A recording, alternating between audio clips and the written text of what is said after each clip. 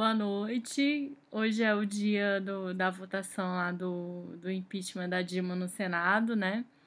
E eu tô aqui gravando sobre outra coisa, não vou falar da Dilma. Não é. Não, acho que já tem gente demais para falar da Dilma e do que tá acontecendo no Senado e, e no Congresso no dia de hoje, né? E o dia de hoje não termina hoje, né? Parece maio de 1968. Não termina hoje, a gente vai acompanhar as repercussões disso nos próximos meses, né, e até nos próximos anos. Mas eu queria falar hoje de supra-realidade espiritual, né? A realidade espiritual, ela é muito profunda e ela é muito real mesmo. Ela existe antes de você, né? As coisas acontecem e existe uma guerra entre o bem e o mal, né? E essas coisas são muito sérias, né? Você vai falar assim, mas você tá falando de teoria da conspiração, de sociedades secretas, você acredita nos reptilianos. Eu acredito nos reptilianos. Acredito que existem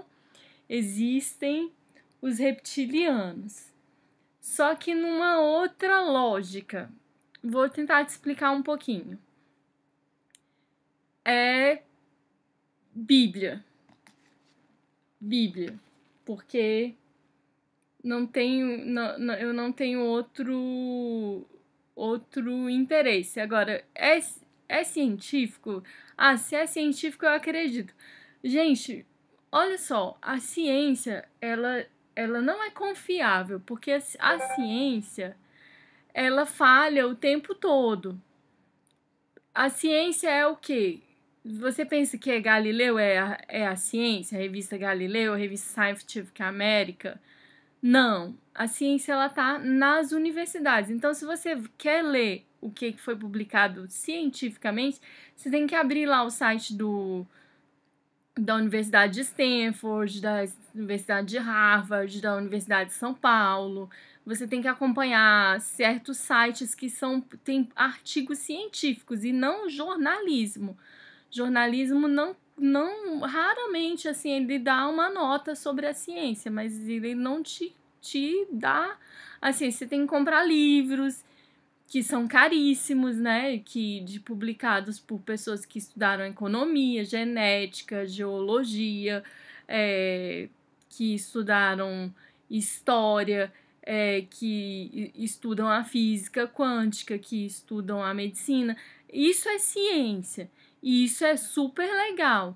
Eu sou super. Dou um ok para você se você está acompanhando a ciência, se você está estudando. Só que tem uma coisa. Quando alguém publica um artigo dizendo assim, olha, achamos um dente de um dinossauro. 2 anos depois pode acontecer de alguém dizer assim, não, aquilo era uma arcada dentária de um javali. Então esse é o problema da ciência. Assim como a igreja tem um problema como instituição, ela acha que manda na Bíblia, acha que manda em Deus, fala em nome de Deus, e ela também erra. Então não é a fonte não é a igreja, a fonte é o texto. O texto ele não tá só em português, ele tá em hebraico, em grego e em várias outras línguas. Então vamos estudar o texto, sempre, né? Mas quem são esses reptilianos? Eles existem, eles são os Illuminati, é a sociedade secreta. Sabe? Olha, primeiríssimo lugar, os Illuminati, se era uma sociedade secreta, não é mais, porque com a internet não existe mais muita coisa secreta, né? As coisas estão sendo mostradas. Você vai descobrindo as coisas, já não tem mais segredinhos, né? Existem segredos, grandes segredos, e eles estão por ser detonados. E isso é apocalíptico também, né? A gente está no momento da era do fim dos segredos. Mas também não é a volta de Jesus ainda, porque falta algumas coisinhas que não aconteceram ainda para que Jesus volte assim nas nuvens. Não aconteceu tudo ainda, mas também não é para ficar descansado, mas também não é para ficar desesperado. Existe uma descendência da serpente, pessoas que são da parte do inimigo mesmo, dessa guerra do bem e do mal. Elas são da parte do mal, existe a descendência do mal, apesar de que existiu e existe ainda o livre-arbítrio. Como que eu posso explicar isso? Lá no Jardim do Éden, o Adão e a Eva, eles tinham o livre-arbítrio de escolher entre obedecer e não obedecer. Eles tinham uma proibição. O que era ordem de pode isso, façam, multipliquem-se, comam de toda árvore, dominem os animais, deem nome aos animais. Tudo eles cumpriram. O que era com a palavrinha não, o que era uma proibição, eles não cumpriram. O não negou o outro, né? Não cumpriram o não, que era não coma da árvore do conhecimento do bem e do mal. E eles comeram. Isso teve uma consequência. Mas eles tiveram filhos. Primeiro Caim e Abel. E Caim matou Abel. Caim se encheu de ciúmes e matou Abel. Abel era a descendência do que a gente chama hoje de ética. A descendência da ética, do bem, era a escolha de Deus, era uma descendência de Deus. Era a imagem e semelhança de Deus e era filho de Deus. E o seu irmão escolheu o oposto, então isso dividiu. Aliás, um quarto da humanidade morreu, né? Tinha 4 pessoas, uma matou a outra, ficou 3. Então, é até engraçada essa história, né? Mas nasceu Sete. Sete é um filho de Adão e Eva, que é da descendência de Noé, da descendência da mulher, a descendência que é a descendência da ética. Existe a descendência da ética e a descendência do próprio Lúcifer, a descendência da serpente. Então existe sim, se você ouvir falar de reptiliano existe. Existem aquelas pessoas que elas têm a tendência para o mal, a índole delas é má e não vai ter transformação, elas não vão ser regeneradas. E existem aquelas pessoas que, apesar dos erros, elas vão se arrepender e vão mudar. Essas pessoas têm ética, essas pessoas são de Deus. E mas a gente não pode sair julgando como se a gente fosse Jesus.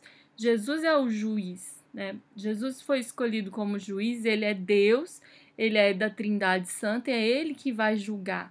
E o Espírito Santo tem que trabalhar em você a capacidade de não julgar, porque não cabe você julgar quem é ético e quem não é ético, apesar de que às vezes sai no jornal assim, quem roubou, quem afundou o país, né?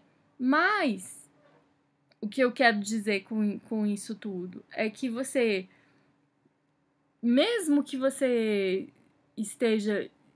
Por isso que é isso que as pessoas me perguntam, né? O que você fala no Laís no quarto, né?